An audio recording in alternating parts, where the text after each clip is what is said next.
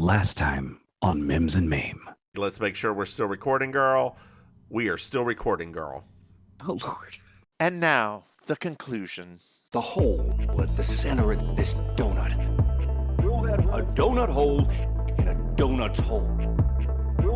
Donut hole has a hole in its center. It is not a donut hole, but a smaller donut with its own hole. And our donut is not a hole at all.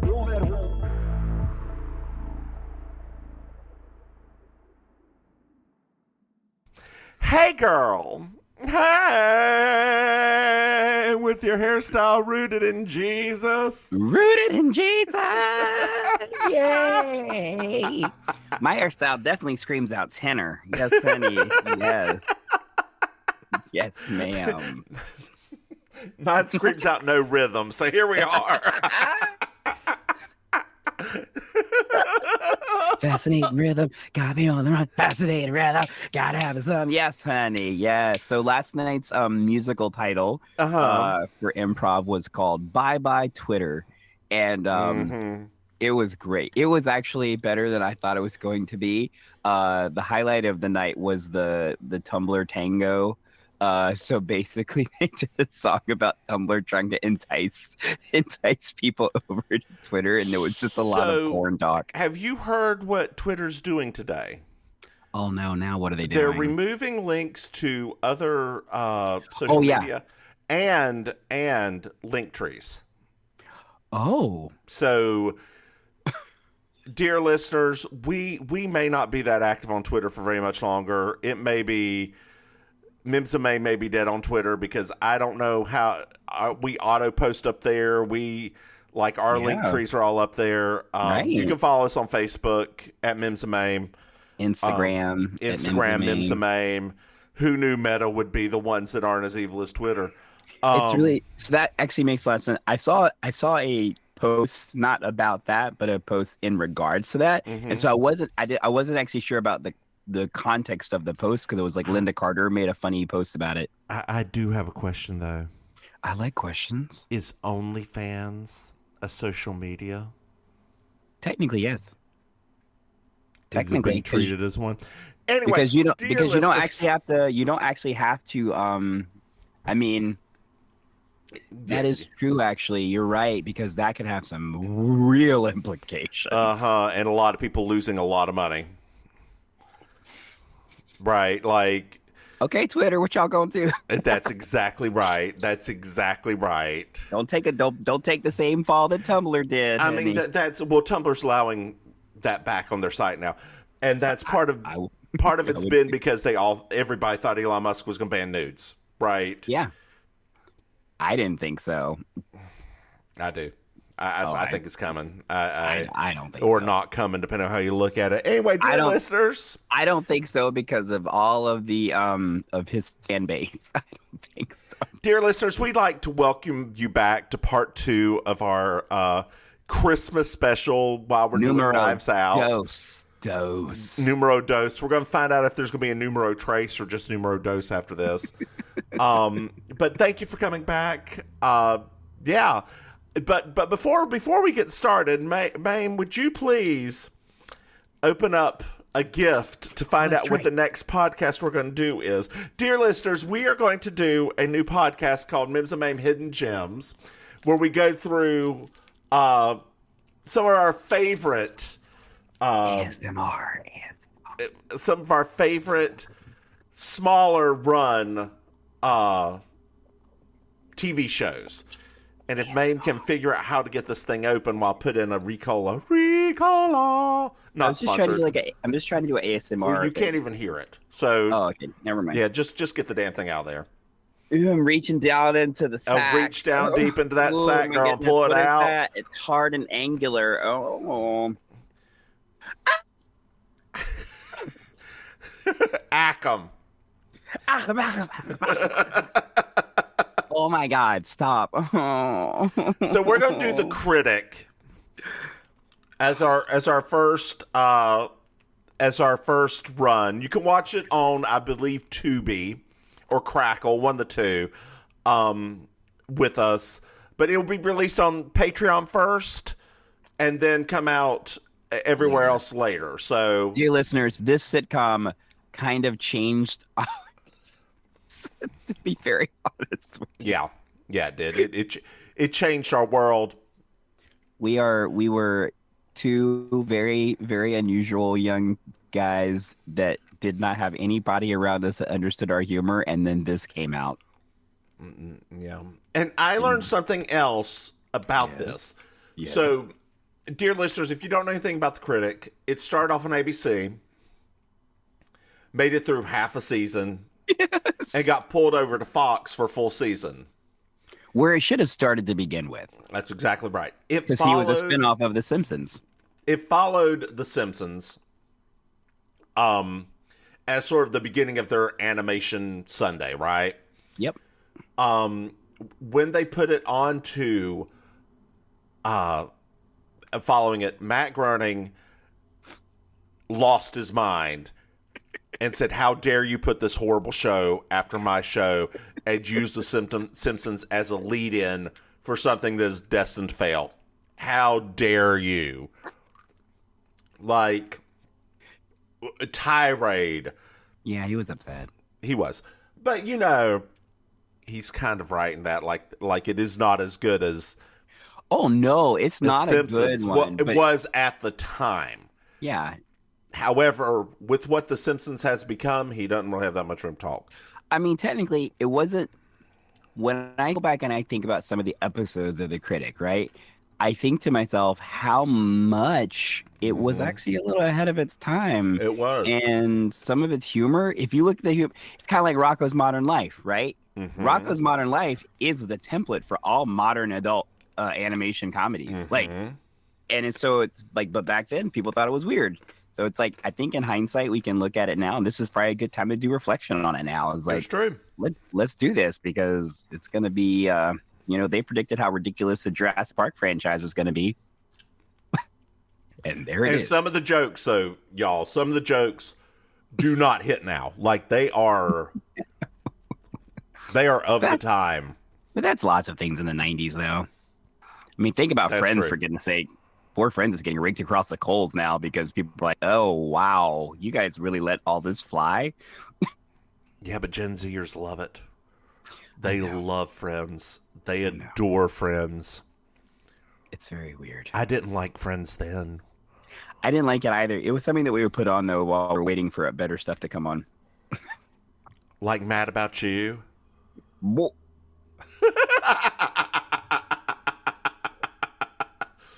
Why did you even bring that? Why did you even say it out loud? So before... She has an Oscar. Oh my God, she has an Oscar. Who? Helen Hunt. Yeah, she does. Helen Hunt is a good actress. I know. Sometimes. Sometimes.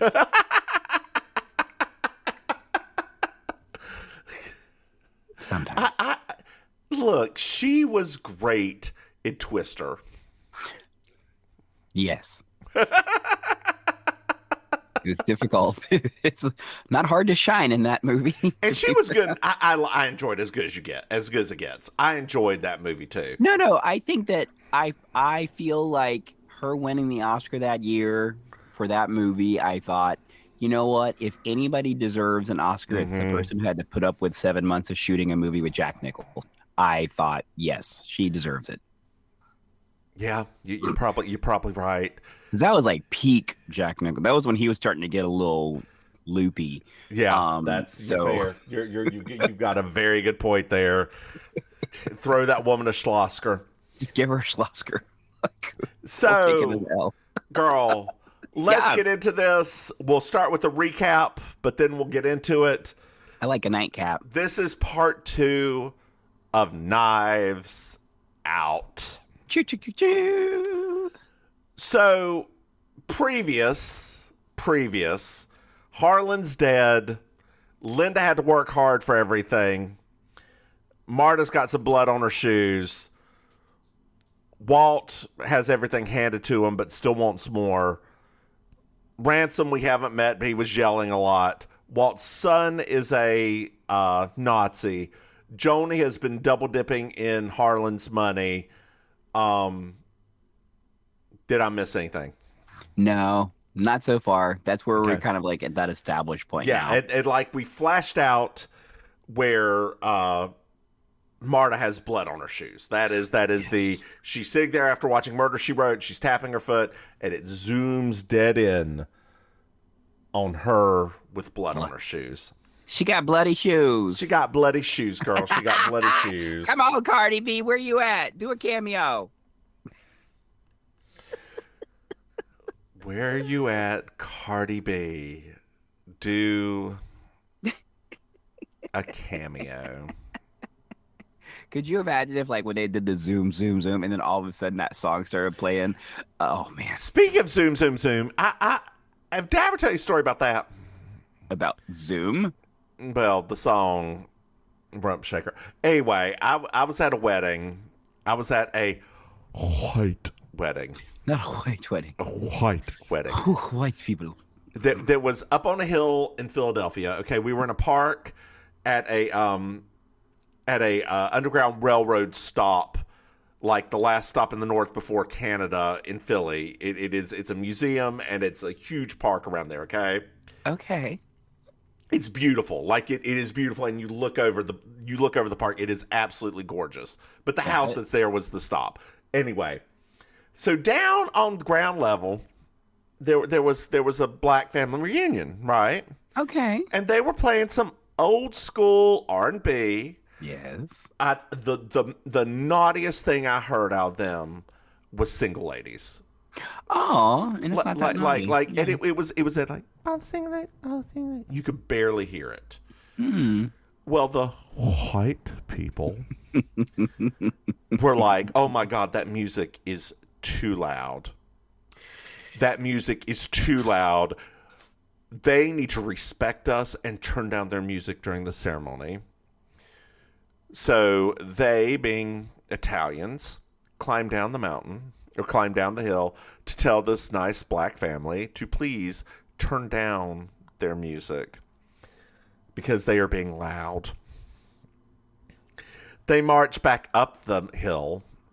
It's time for the ceremony, and as the preacher is getting ready to start, all you hear cranked as loud as it could is zoom, zoom, zoom, zoom, and a boom, boom, and shake your rump. Oh, yes. You could not even hear the minister anymore. Oh, my ancestors are so happy right now. And girl, did they crank the dirtiest, the most horrible language gangster rap after that? Yes, girl, they did. God, yes. Thank you to everyone that did that. I appreciate that so much. I just looked at my husband, grabbed his hand, and said, "Shake your rump." And turned back to the. It's funny. So actually, it's speaking of white folks behaving hilariously. So this past Thursday, while we were doing karaoke, we had a large influx of people suddenly, and my hosting partner Carlos discovered that we were the after party for a conference for pediatric doctors.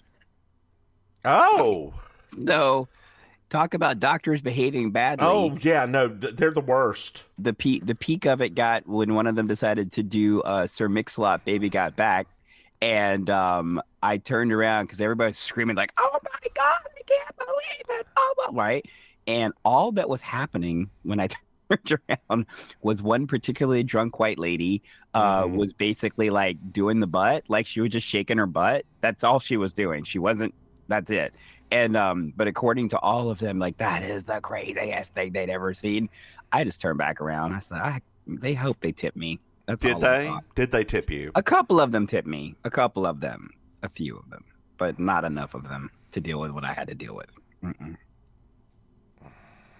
My ears are still recovering from some of those notes.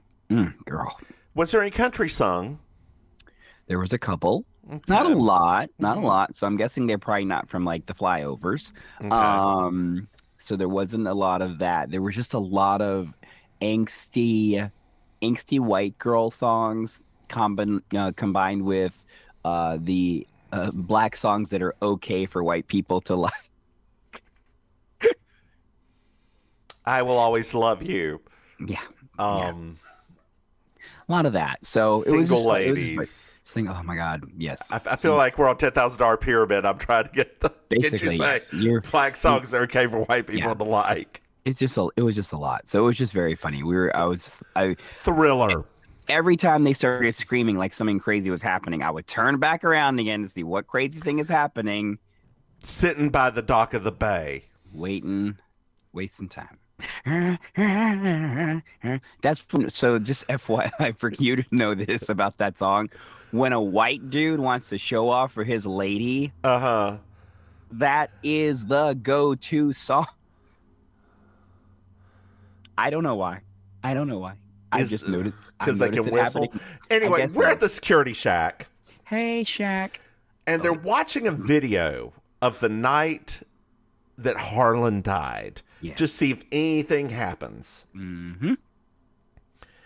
And Marta takes the video. It's like, I'll deal with this. I'll hold on to it right now. I'll hold on to the video for you. Because previously she parked in the woods. She couldn't remember if it was before or after the white elephant she was supposed to like park. Mm-hmm. So she's going to try to deal with this video. So they're searching in the woods and they're searching for Ransom because they think that he's that like we find out that everybody's looking for Ransom. Nobody knows where he is, but they have an address. Yes. 10 Canoke Street. We know that he's at 10 Canoke Street, wherever the hell that may be, right? They're looking at the footprints. There's footprints in the mud, and Marta is like, they tell Marta to stop, and she turns around and she walks back over the footprints and like destroys them, like absolutely ruins them. That was the best acting the whole time. Yeah. What do you mean? What? I should go backwards to forwards? What? So the dogs are let loose, and we find out the dogs are very happy to see Marta. Okay, they love her. They love her, and the dogs turn back around as Linda's parking. We learn that the dogs absolutely love Linda too. Exactly. So little hint, they probably didn't kill. Neither one of them probably killed Harlan. Mm-hmm. One little side thing that Marta does is she also takes a kitchen magnet and rubs it up against the tape to destroy the tape, right? I love when she did that. Girl, I wonder, do you remember back in the 90s? We received a porno tape from someone. Oh, yeah.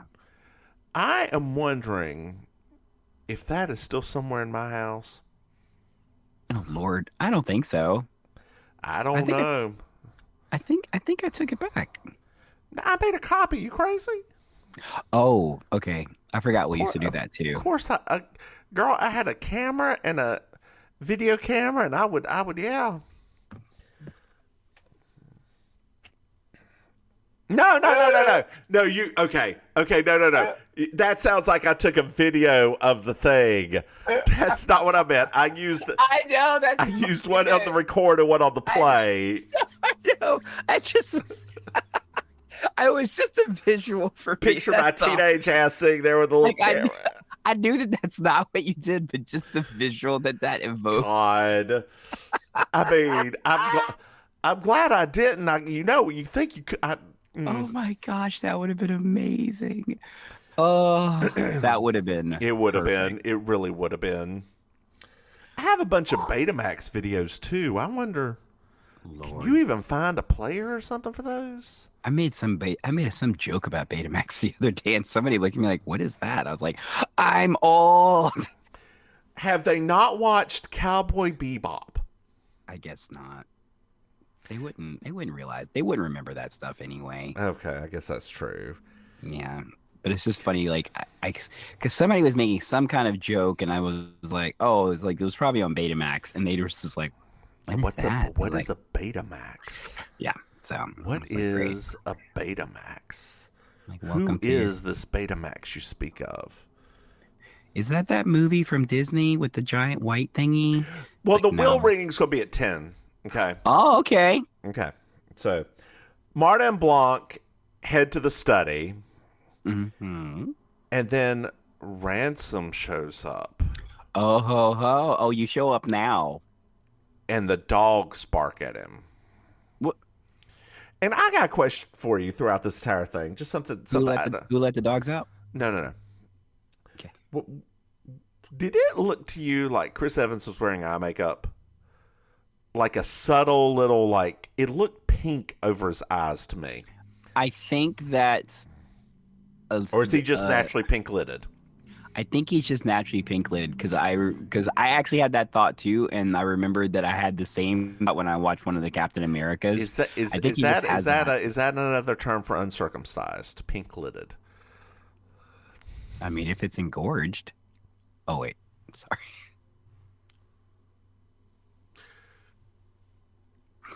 Oh, I should not. I should just stop talking. Girl, I need to read to you a message. Dear listeners, my father is a sociopath. And so part of the reason this, my father had to have an adult circumcision, because he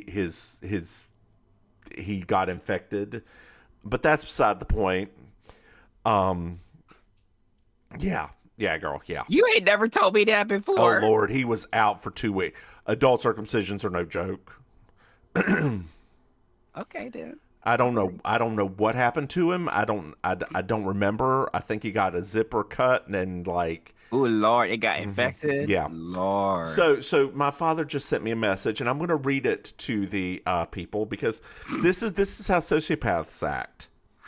Keep in mind, I have not spoken to my father since I was 21. Sounds right. It's been a long time, girl. It's been 2 decades.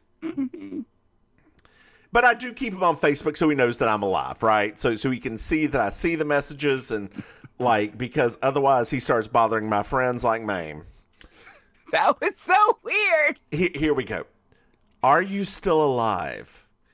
Please let me know. I am, and it's time for us to get together. Time is fleeting, so man up and let's get tough. I'm sorry, what? What? He did not. So I had to explain to my mother what, like my mother was like, well, you know, your dad is getting older. Maybe you want to talk to him. Maybe you want to see him. I was like, Mom, my father's a sociopath.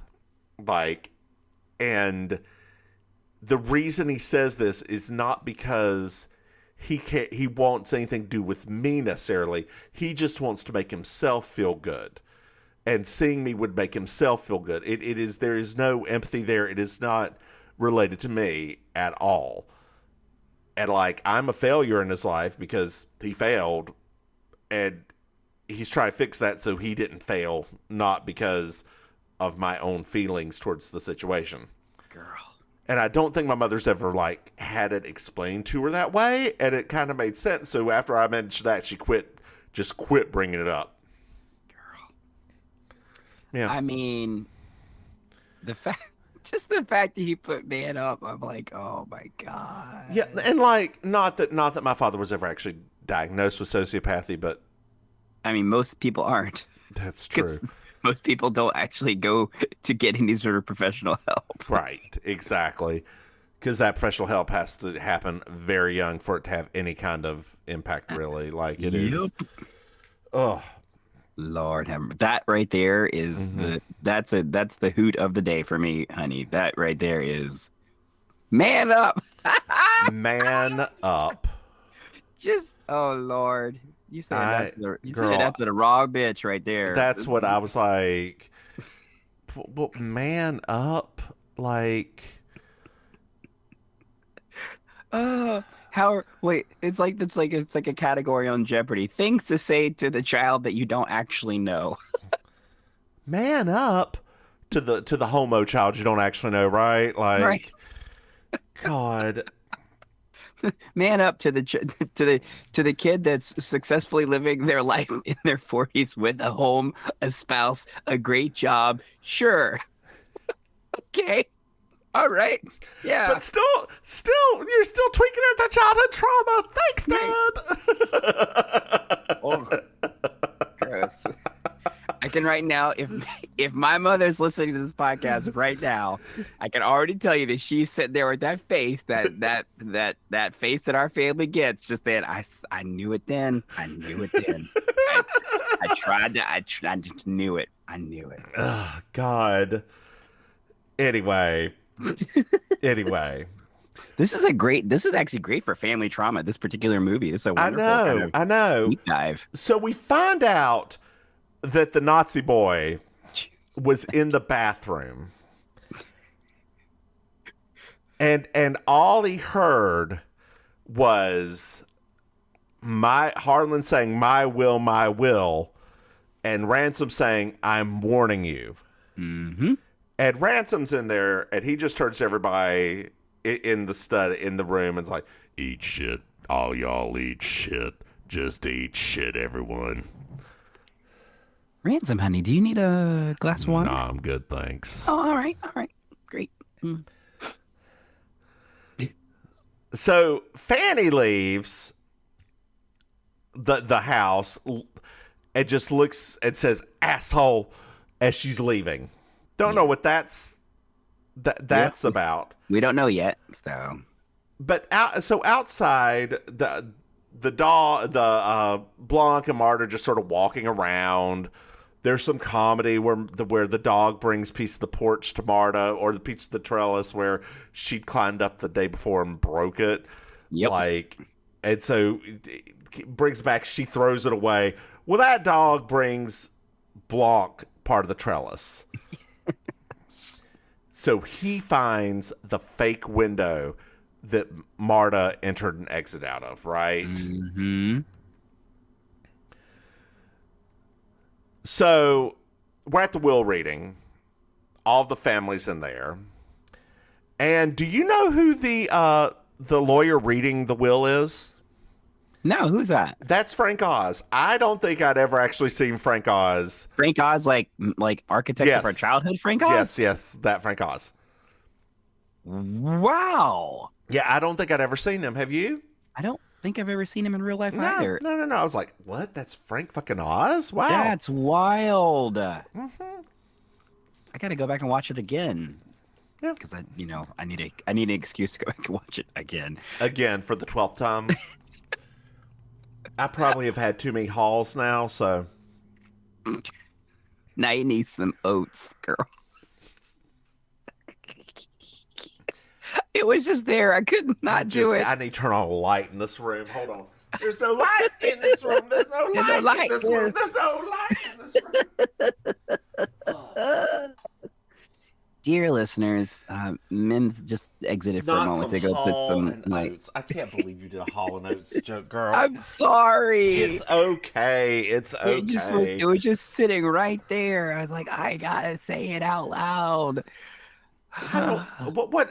Sing a Hall & Oates song.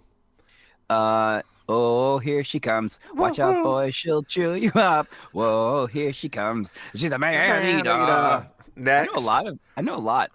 Private eyes, they're watching you. They see your every move. Next. Was it Sarah Smiles? That's the one that got them on the black radio stations. And let you smile, they're smiling. Sarah Smiles, yeah. Next. Sorry. Good Lord. One more. One more? Can you? Give me a minute. I said man eater. Private eyes. I can't think of another one off the top of my head. What's another one? I don't know. You were the Hall & Oates fan, not me. Oh, I just can't remember the names of songs. But, oh, wow, they don't go by Hall & Oates on Spotify. They go by Daryl Hall and Joe. Wait a minute. Now, I'm going to just point this out because this is pretty amazing. Uh-huh. The fact that Hall & Oates on Spotify has 20 million monthly listeners. That makes me very happy. Holy crap, that makes me happy. Oh, you make my dreams come true. Yep. I didn't realize that was what that was called. I don't know what I thought that song was called, but I didn't think that's what it was called. And Out of Touch. Oh, yeah. So the people that are probably listening to this right now don't realize that I actually was a big Hall & Oates fan in the 80s. Like that was one of my like little kid bands, and I was like, I love them so much. Yeah, he's a, what do they call themselves? The Quakers, maybe, for the Oats. Think that was already taken. I feel like a copyright infringement lawsuit is coming soon. You can't do that. Religions can't do that. Scientology maybe can, but not the Quakers. They can't copyright their name? Uh-oh. But what if they started like a football team and then called them the Quakers? Okay. Could they copyright the Quakers there? Well, the Quaker Oats are already there, too. Oh, yeah. Quaker's like Quaker is a proper noun. You can't trademark proper nouns. It's not a verb? The Quaker? Don't listen to me. I'm quaking, girl. I'm quakering. I'm quakering. What does that even mean? I don't know, but I love it. You sit quietly until the. Have you ever been to a Quaker ceremony? No. So they friendship gatherings. Okay. They're all friends. Okay. Typically they sit in silence. Until the spirit moves them to speak. There is no minister or anything. They just sit in silence for an hour until somebody moves them to speak. So what do they normally say? It's whatever is in their heart. Oh. So what would happen if like one of the members has Tourette's? I have a friend. I just let that go. I'm letting all this go. You know what? I'm moving on. I thought that was pretty. I mean, that was not a. I don't have an answer for you, and I'm not going to think of what it. I mean, I don't know. It would be amazing if like a person with Tourette's, if they just happen to say just the right thing. And then they would actually be starting to pick up a congregation. So like that. He has a $16 million house, and the Blood Like Wine publishing company. Okay, so all of that stuff is up for grabs. All that stuff is up for the grabs. Oh man, who's gonna get it? All assets are left to Marta. Oh, okay. They all lose their shit. It's beautiful. And like. Jamie Lee Curtis, Linda, starts saying, that bitch, you slept with my dad? Yep. The Nazi kid calls her anchor baby. Yup.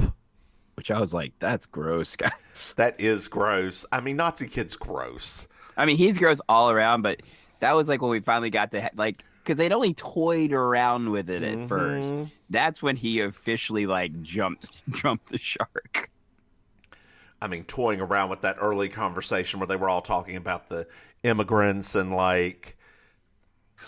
That's what I thought was really funny. Is it's like them talking. I mean, obviously the movie knows what it's doing, but them talking about that kid and then that conversation happening. I was like, I'm lost here. You're all the same, basically. Yes, except for Joni. Joni's the only one who's like, you're wrong. Yeah, except for Joni, the one who's embezzling. You got. Hold on. Where's my camera? There's my camera. You got it, girl. Joni, who's the worst part of liberalism? Do you like my new glasses? By the way, they're orange. I do actually like them. I thought they looked really nice on you, and I wasn't 100% sure if they were brand new or if I just missed them previously. But I do like them. No, they're brand new. That shade looks nice on your face. Thank you. It actually brings out the blue in my eyes. It does. The complementary color actually makes the blue turn blue, like focus from gray to blue. It's so Anglo of you. I love it. Your ancestors would be proud.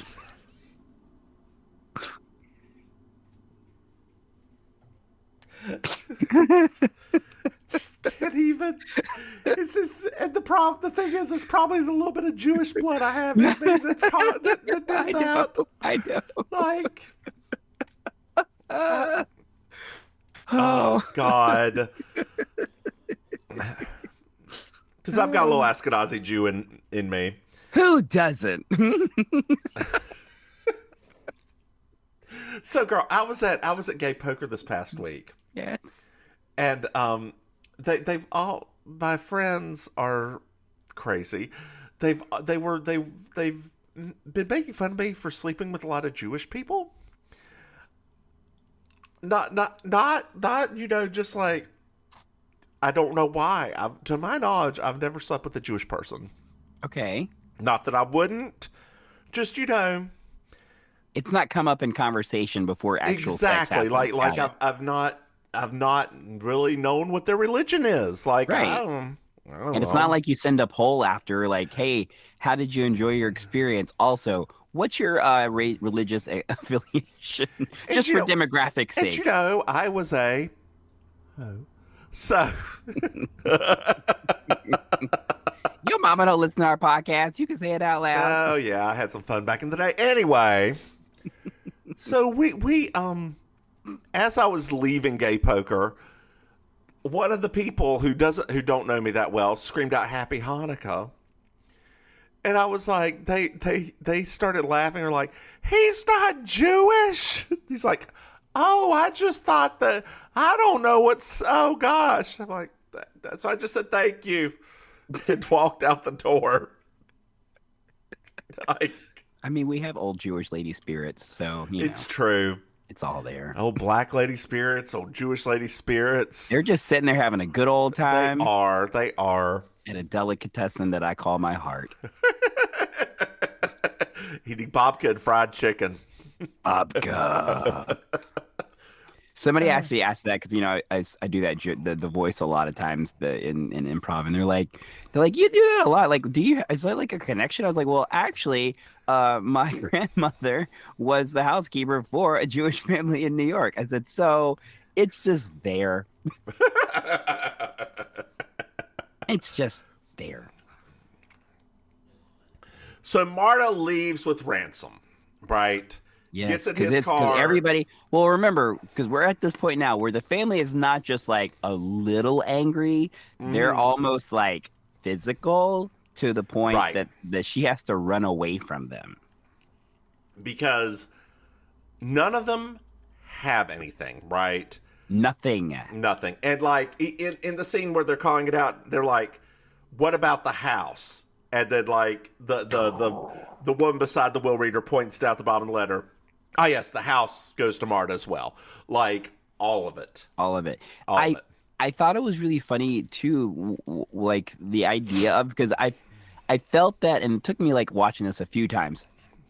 Because at first I was a little confused about why Jamie Lee Curtis's character was so upset, because apparently she has, like, a great business.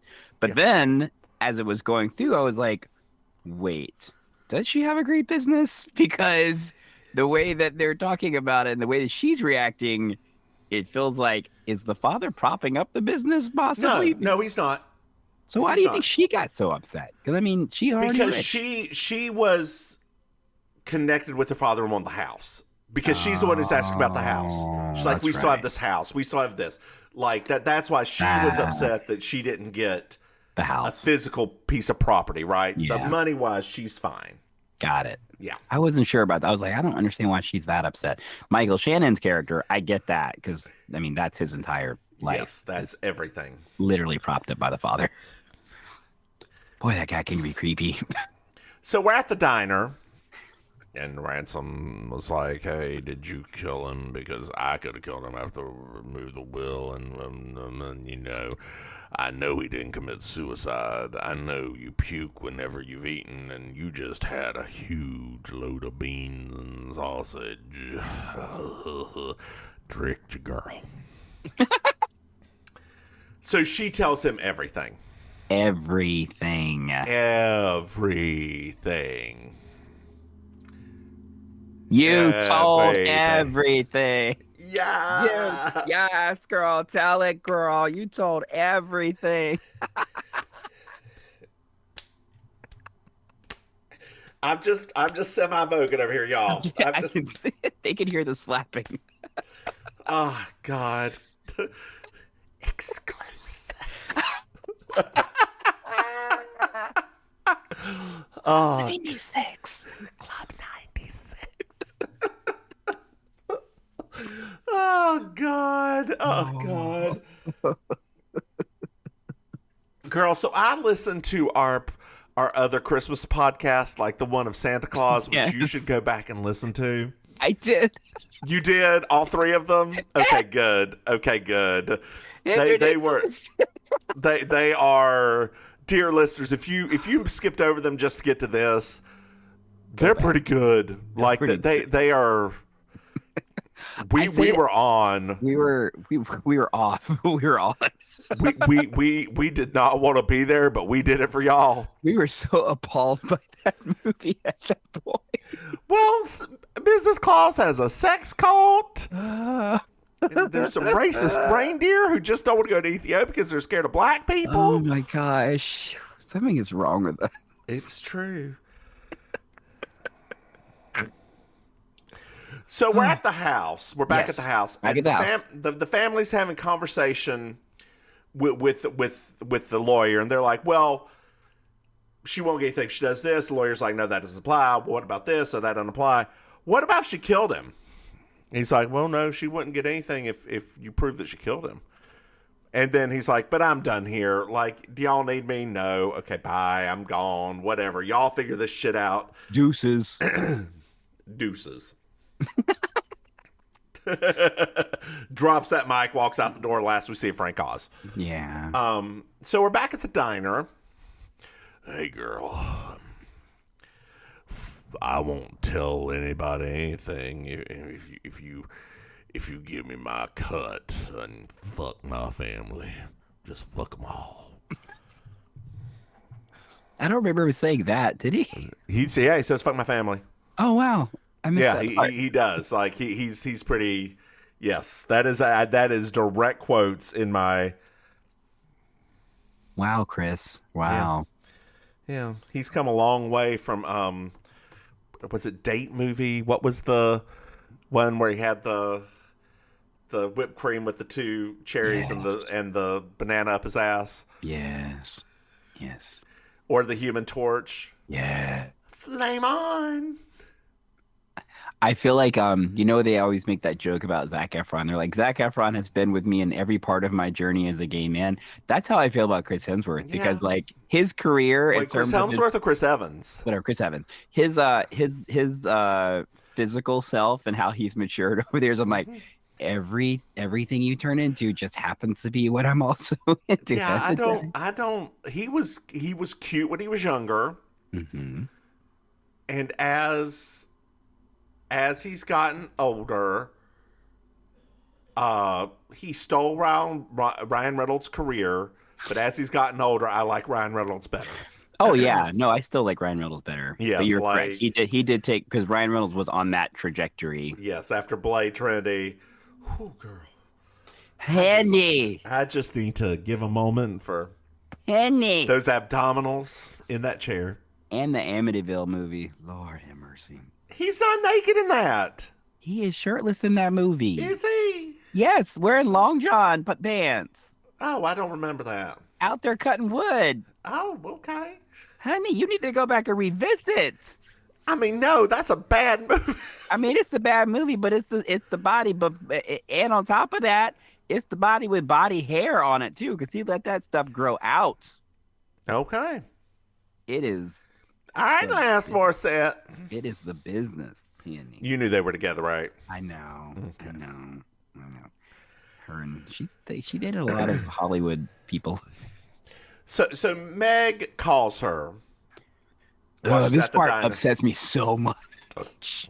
And she's like, "Hey, I'm sorry everything turned out, but you could just like give it back to us because it's kind of ours anyway. Okay, bye." But that's not all she says, though, because she also says they're broke. She also says that she's worried about school. She also says, and essentially it is the reverse of the conversation that she had with Marta that we talked about in our previous episode. That's absolutely true. But Marta does say that Meg does not have to worry, that she's going to handle her school for her. Yeah, no, she said the exact same thing. She said, wait.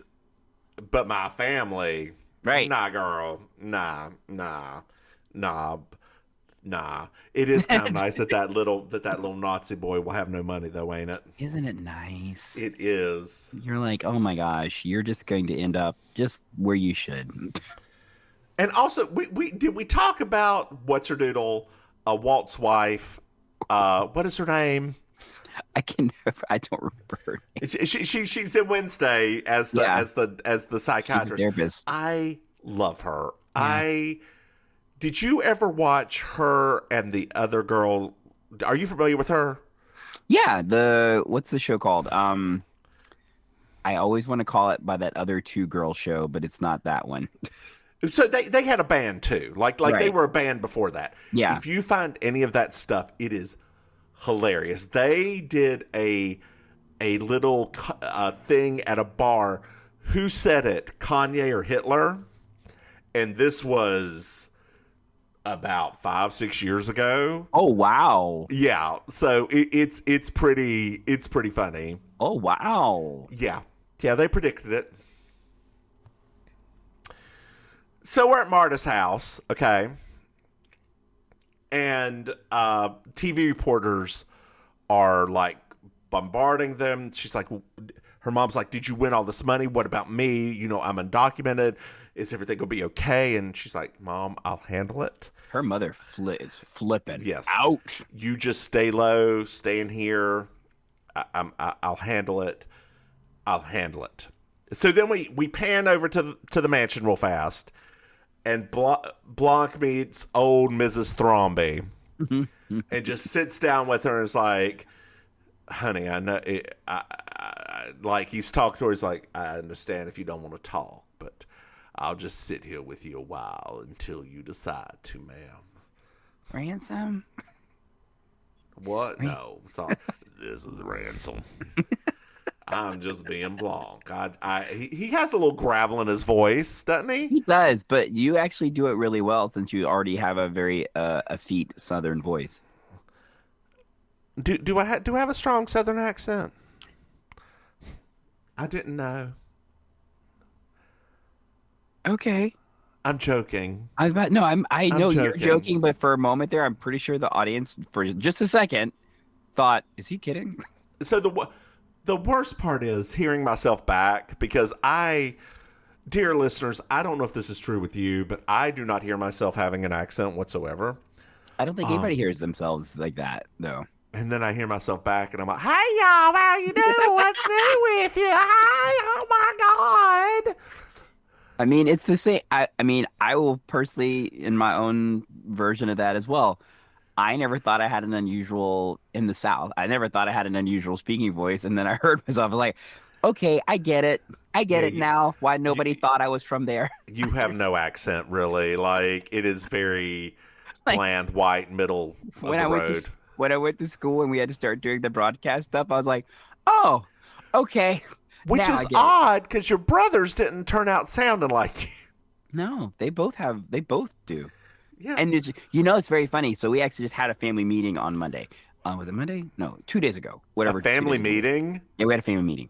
Okay. Not a bad family meeting. It was just family meeting, right? And it was funny because I'll tell you after broadcast. It was funny because I heard them both talking, and I kind of looked over at my husband. I was like, I didn't realize they sounded like this.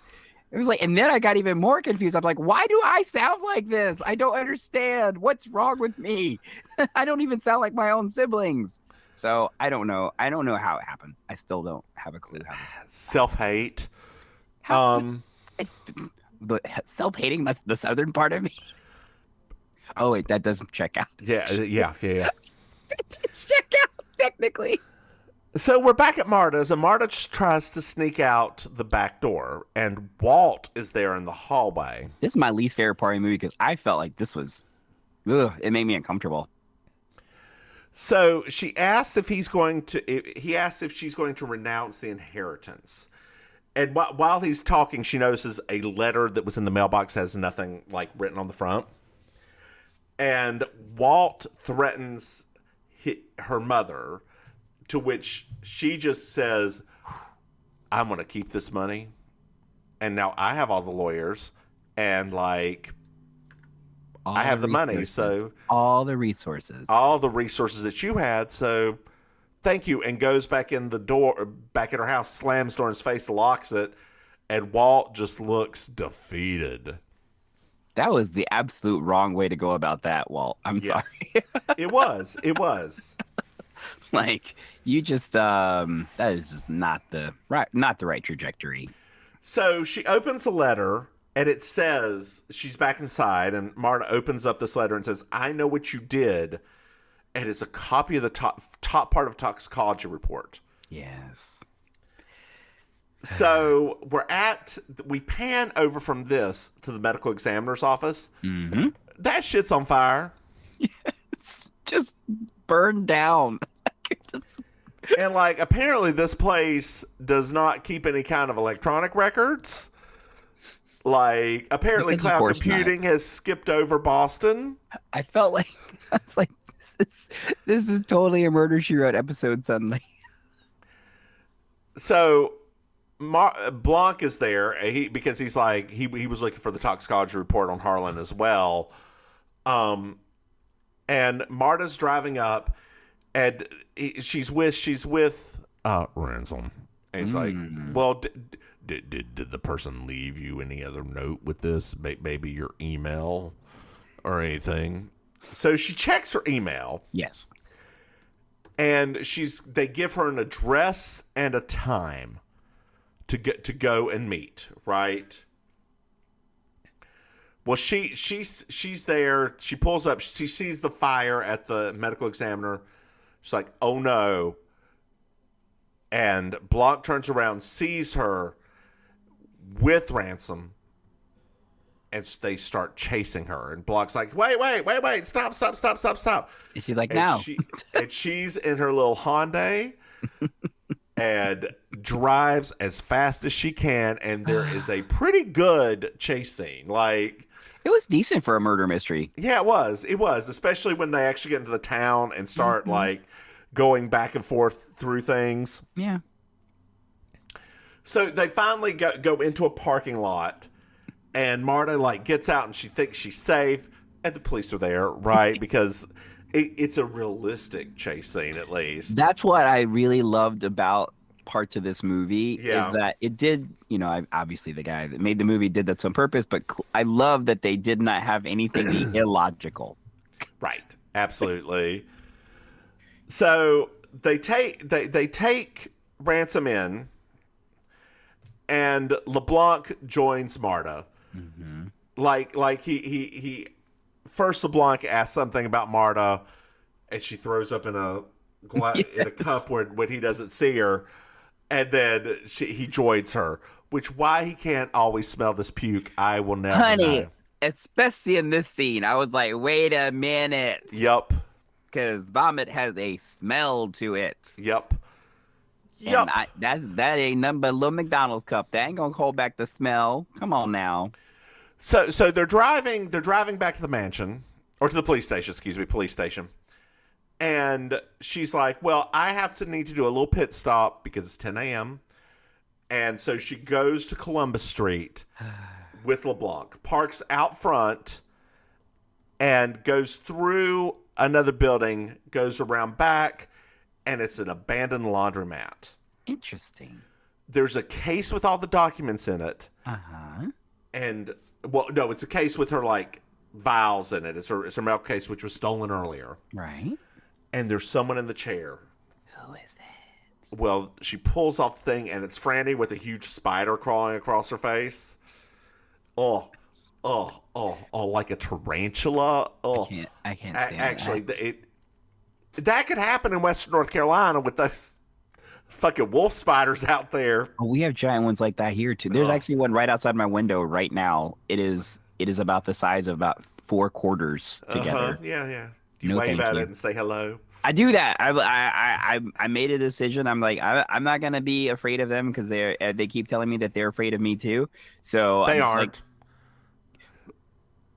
Okay.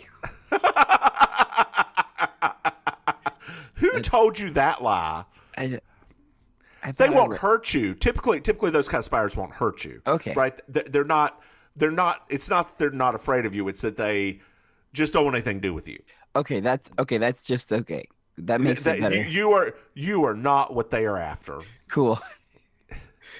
Dear listeners, you may not know this, but I have a very, very, very, very strong fear of spiders. So that's why. Oh, you and me both, girl. Yeah. I don't.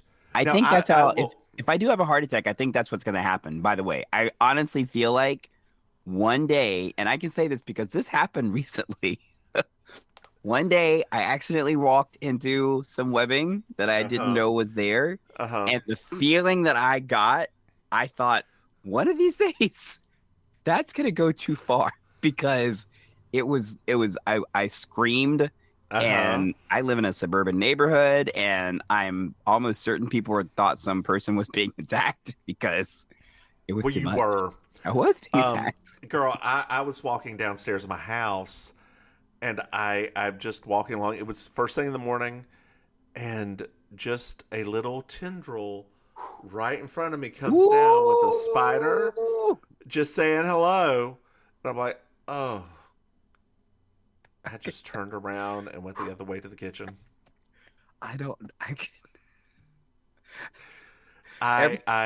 We have one of those every once in a while, and when that happens, my husband's always like, "How do you see that?" I'm like, "I never miss them." Oh no, this was a spider. Like spider. A spider, not one of the little like. Oh no. Like long-legged house spider. So this was spider. I would have burned the house down. I don't. Dear listeners, judge me if you must. I don't kill them. Me neither. I let them be in the house because I don't want mosquitoes or other bugs in this house. Right. Like as long as they're not like on me and like not in the way of stuff, I'm like, I'm not gonna. And so that's the thing. It's like I don't want to do that. You know what bothers me more than spiders? There are two things that bother me more than spiders: cockroaches. Okay. Which we have. I live kind of in the woods, so I have like the American wood roaches that don't even want to be inside. They don't. And so you just take them back outside. At least that's what I do. And the fucking oh god, what are they called? Earwigs. Oh, I hate. And all earwigs are, dear listeners, if you didn't know, they are wingless moths. That is what they are. I don't want those weird ass creepy things anywhere near me. I don't like bugs. And scorpions. I don't like scorpions, but luckily we don't have very many in North Carolina. We don't have a lot of those down here either. We have one that is so tiny you wouldn't nearly need a microscope to see it. That's about it. Can't sting you, so. Let's move on. I can't talk about bugs. Let me tell you what happened today. I put out some bird food and freshened up my bird bath today. You are in the woods. Good Lord. And I'm not. I mean, the main street's right in front of my house. But like, I had some bluebirds come by and they looked a little hungry, so I decided to feed them. The bluebirds. Yesterday, as I was doing that, I looked up and there was a crow that was cawing at me, and I just said, "Hey, don't worry, there'll be some food in a minute." So today, I go outside. I look outside as my husband's giving his piano lesson, and I look outside and there's like a murder of 5 crows out there. Yes. I was like, "Hey, babies, welcome to your I love you. Oh my gosh. So it was meant to be. I love crows so much. They're so cool looking. You're an ally now. I am. I'm so jealous. I want them to bring me sparkly things. I hope they do. Dear crows, if you're listening to this podcast right now, bring me sparkly things. Bring me sparkly things. I know that you have stolen an iPhone at some point in your life, and you figured out how to get in there. And of course, you subscribe to both Mims and Maim Baking Sugar and Mims and Maim You Slay Me. And followed us on Instagram at Mims and Maim. And at Facebook at Mims and Maim, and became a patron at patreon.com, Mims and Maim. Those are the smartest crows, they are, but I'm just asking for a sparkle, just a little sparkle too. Just a little bit, honey. Just a little pearl of some kind. Everybody needs a pearls. Exotic emeralds. Emeralds, yes. It's almost garnet season. I'll be happy to get a bottle cap, look. But whatever. We got so off topic. We did. So there's morphine on the floor and a letter that just says you did this. So Marta thinks for a second about either leaving or staying, but she calls 911. Yes, because she's a good person. She is a good person. A good person. Yes. So we're at the hospital now, and Marta has decided she's going to tell the Thrombies that she's going to give it all up. Mm-hmm. And Blanc's like, I don't think that's a good idea, but you can do whatever you what you got to do, girl. Do what you got to do. So on the ride back, Marta tells Blanc everything, just all of it. So they're at the house. Meg apologizes, and it's like, well, I think that Fanny probably kept the actual tox report in her secret stash store. So they go in there, they pull that out. She hands it to Blanc to have. Mm-hmm. And as she's going over to tell the family she's going to give it all up, Blanc cuts in and's like, no, absolutely not. You did not do anything. Absolutely nothing. And Mrs. Thromby laughs her ass off. Just absolutely laughs her ass off. So we're in the other room. Oh my God, where'd it go? Sorry, hit a button and it got all screwed up. And Blanc has figured it all out. Ransom shows up, and they start talking. And Blanc's like, Ransom, why'd you hire me? So he goes through a little bit of a recap. Harlan told Ransom everything. He goes up and sneaks upstairs, switches the meds, right? Takes the naloxone out so Marta can't even save him. And Marta knew which vial was which. She had never poisoned Thromby. If he had just let her call 911, he would still be alive today. Yep. What is this? When Mama Thromby saw Marta, she looked at him and said, Ransom, you're back already. Mm-hmm. So that was a clue that he had already gone up there, switched it, came back down, and left. Which also makes sense, because it took me this last time watching it too. Yeah. That makes sense why the trellis broke. Mm-hmm. Because when Marta went up there, Ransom had already been on the thing. So It was already weakened. So it took a couple of watches. I was like, oh, wait, that makes sense now. He came back Ransom came back during the funeral. Fanny saw it, and she was trying to blackmail Ransom. So that letter that the tox report that she got was actually what Fanny sent to Ransom. Mm-hmm. He heard. No, wait, we can skip it. And as what Fanny said to her was not you did this, but Hugh did this, which is what Ransom made all of the servants call him. Rather than Ransom, made him call him by his first name, Hugh, because he's an asshole. Yep, all of this peaks into how much of an awful person he is. Ransom also destroyed, that's what his destroyed office. He also destroyed set the office ablaze. He went on a spree. Yeah, he went on a spree. So there's a phone call. There's a phone call from the hospital for Marta. Fran's alive.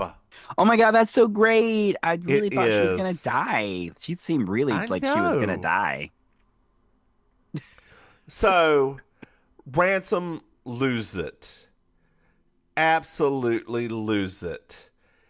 He admits to all this and like switching the stuff now that Franny's alive and all of that. And all of a sudden, Marta throws up all over him. Yes. Because Franny was actually dead. And it looked really real. He committed murder. And confessed to it. They have a recording of him confessing. He picks up a knife, runs at Marta, and from the beginning of the movie, we learn that he can't tell a real knife from a prop knife, and stabs her. Knocks the ground and stabs Marta. But it's a prop knife. It's Chekhov's prop knife. As Ransom's being pulled out and into the cop car, his dad is trying to bribe the cops with like wads of cash. Just absolute wads of cash. Linda finds the letter. And it ends. Go through how how she discovers it though, because that's part of it. Because it's the same. She sees the same envelope from the first episode that we talked about. Yes, it's the same envelope with the L. Note. She sees a blank note. She just takes her lighter as she's lighting up a cigarette, puts it up underneath, and the letters appear. And she reads it. And as she's looking out over everything, Marta comes out on the balcony, and the entire family just turns to look at her and smokes. Linda. Oh, Linda. And the very end of it is basically Block talking to her. It's like, well, how do you know that it wasn't me? And he's like, well, you know, a real killer would have been better at cleaning their shoes. Do do do do do do do do do do do do do do do do do do. Oh man, that was a fun one. That was fun. It really was. Like that was a hootenanny. I love that a lot. Like I mean, it's funny. Some movies you do, they're not as entertaining after a couple of times, but this one is like you always find new stuff when you watch it. Right. It's absolutely true. I wonder what we're gonna do next year. I don't know. Dear listeners, if you're a Patreon, send us some suggestions, right? We love suggestions. We like suggestions. We love notes. We love 5-star reviews. Right. Also. Yes. Oh yeah. Well, 5-star reviews, absolutely. You know what? Let's see if there are any more reviews. There probably won't be, but who knows? Oh no! Did it? Oh, log in to Pod Rover. Log in. Oh no! I need to update my account, Maim. Oh no! Let's go. Hold on, Maim.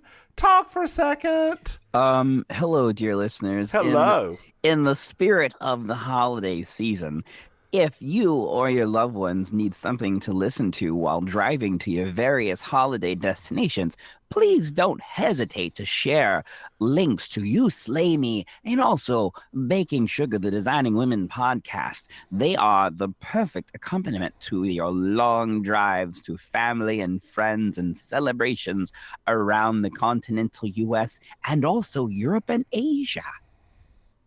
And Antarctica. Oh no. Pause. Karaoke at Killer Idol in South Beach, Miami. You can also find me performing with the Villain Theater Improvised Comedy Theater in Miami as well. More about them at villaintheater.com. Various stand-up gigs and things like that around South Florida also. How about you, Mims?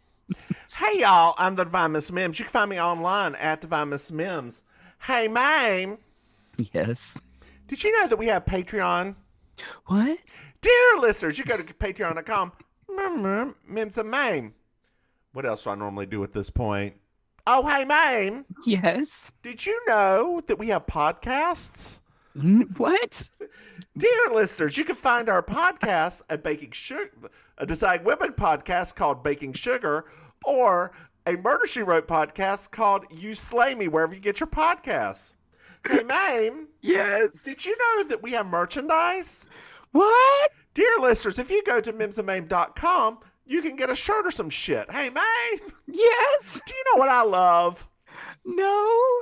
5-star reviews. Dear Dear listeners, if you like us, love us, leave us a review and 5 stars where you get your podcasts. It means the world to us, and we do read them and send them back and forth to each other. And it helps our visibility too. They do help for visibility. Yeah. Hey, Maim, yes. After closing that last meeting, do you have anything to add? You are so over it now. I've lost my mojo. Why don't you just say goodnight, Maim? Happy holidays, Maim. Good night. Bye, y'all.